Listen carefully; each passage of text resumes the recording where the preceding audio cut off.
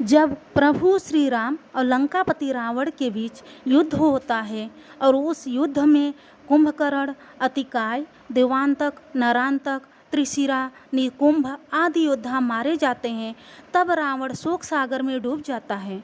रावण हैरान होता है कि अतिकाय जैसे महाबली योद्धा के साथ साथ उसके इतने सारे पुत्रों का वध कोई कैसे कर सकता है। जिस लंकापति रावण के नाम से देवता, असुर, नाग, किन्नर, मानव आदि सभी कांपते थे, आज वही 2 मानव और कुछ वानर उसके नगर में आकर उन पर ही भारी पड़ रहे हैं, जिन्होंने लंका के अधिकतर सेनानियों को परास्त कर दिया है। तब रावण के नाना माल्यवान और उसका पुत्र इंद्रजीत उसे धीरज बांधाते हैं।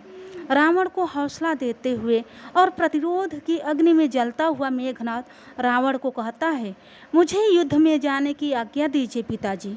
मेरी भुजाएं अपने भाइयों और काका कुंभकर्ण के वध का प्रतिशोध लेने के लिए फड़क रही है।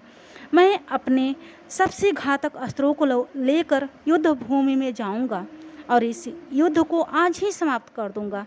जिस लक्ष्मण ने मेरे भाइयों का वध किया उसको आज मौत की गोद में सुलाकर ही आऊँगा।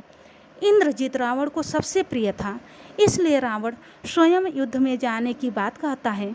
लेकिन उसके नाना माल्यवान रावण को परामर्श देते हैं कि जब तक सेना में एक भी योद्धा जीवित है तब तक स्वयं राजा का युद्ध में जाना उचित नहीं होता। उसे युद्ध में जाने की आज्ञा दीजिए, वह निश्चित ही आपको निराश नहीं करेगा। रावण अपने नाना माल्यवान जी का परामर्श मान लेता है और अपनी विशाल सेना के साथ अपने पुत्र इंद्रजीत को युद्ध में जाने की आज्ञा देता है। लंका की बची हुई सेना लेकर इंद्रजीत युद्ध भूमि में आता है और आते ही अपने धनुष की प्रत्यंचा की डंकार बजाता है।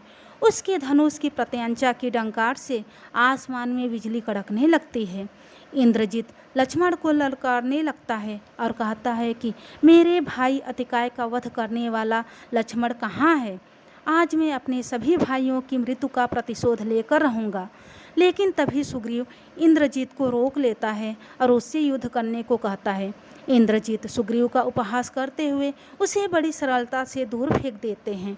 उसके बाद हनुमान जी मेघनाद से युद्ध करने के लिए सामने आते हैं, लेकिन उस समय इंद्रजीत उन पर भी भारी पड़ने लगता है। तब हुंकार भरते हुए इंद्रजीत कहता है कि क्या तुम्हारे लक्ष्मण में साहस नहीं है मुझसे युद्ध करने की? कहाँ है लक्ष्मण? क्या वह मेरे सामने आने से डरता है? यदि मृत्यु से इतना ही डर लगता है तो दोनों भाई मुँह में तिनका दबाकर मेरे सामने आकर आत्मसमर्पण कर दो। इंद्रजीत की यह ललकार सुनकर लक्ष्मण क्रोधित हो जाते हैं और आवेश में आकर श्री राम से युद्ध में जाने की आज्ञा मांगते हैं।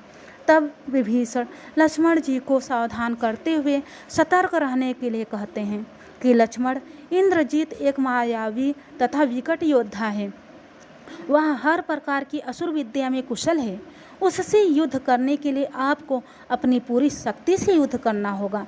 इंद्रजीत युद्ध जीतने के लिए हर तरीके का प्रयोग करता है, चाहे उसे छल भी क्यों न करना पड़े। विभीषण का परामर्श सुनकर लक्ष्मण जी रणभूमि में इंद्रजीत के सामने आ जाते हैं। दोनों योद्धाओं में घमासान युद्ध छिड़ जाता है।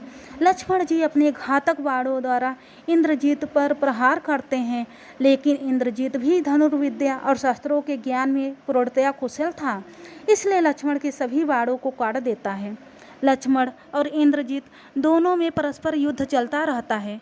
बहुत समय तक जब इंद्रजीत लक्ष्मण से जीत नहीं पा रहा था, तब वह अपनी मायावी विद्या का प्रयोग करके युद्ध करने लगता है और अपने रथ से अदृश्य होकर आसमान में विचरने लगता है।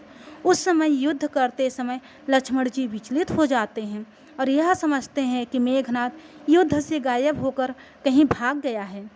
तब लक्ष्मण श्री राम के पास वापस चले जाते हैं, लेकिन तभी मेघनाद जोर जोर से हंसने लगता है। उसकी हंसी आसमान में गूंज रही थी, लेकिन मेघनाद तब भी दिखाई नहीं दे रहा था। इंद्रजीत द्वारा अदृश्य होकर युद्ध करने के कारण श्री राम लक्ष्मण की सहायता के लिए युद्ध भूमि में चले आते हैं। तभी अचानक अदृश्य रहते हुए इंद्रजीत अपने धनुष से नागपाश अस्त्र का संधान करके श्री राम और लक्ष्मण पर छोड़ देता है। नागपाश के प्रहार से श्री राम और लक्ष्मण दोनों नागपाश से उत्पन्न जहरीले नागों में बंध जाते हैं और मूर्छित हो जाते हैं। इंद्रजीत जानता था कि नागपाश अस्त्र द्वारा किसी का भी अंत किया जा सकता है और नागपाश से मुक्त होना असंभव है। इसलिए श्री राम लक्ष्मण को नागपाश में बांधकर सोचता है कि अब वह युद्ध जीत चुका है, इसलिए वह अपनी सेना को युद्ध से वापस जाकर उत्सव मनाने का आदेश देता है और उस दिन का युद्ध वहीं पर समाप्त हो जाता है। इंद्रजीत द्वारा श्री राम लक्ष्मण को नागपाश में बांधने की खबर सुनकर रावण हर्षोल्लास से भर जाता है और अपने पुत्र इंद्रजीत का अभिनंदन करता है। रावण को भी लगता है कि आज वह युद्ध को जीत चुका है। अब कुछ ही समय में नागपाश श्री राम और लक्ष्मण अपना दम तोड़ देंगे और यह युद्ध यहीं पर समाप्त हो जाएगा। धन्यवाद दोस्तों। आगे का युद्ध जानने के लिए हमारे चैनल को सब्सक्राइब करना ना भूलें। अगर वीडियो अच्छा लगे तो वीडियो को ज़्यादा से ज़्यादा लाइक और शेयर करना ना भूलें। मिलते हैं नेक्स्ट वीडियो में। जय श्री राम।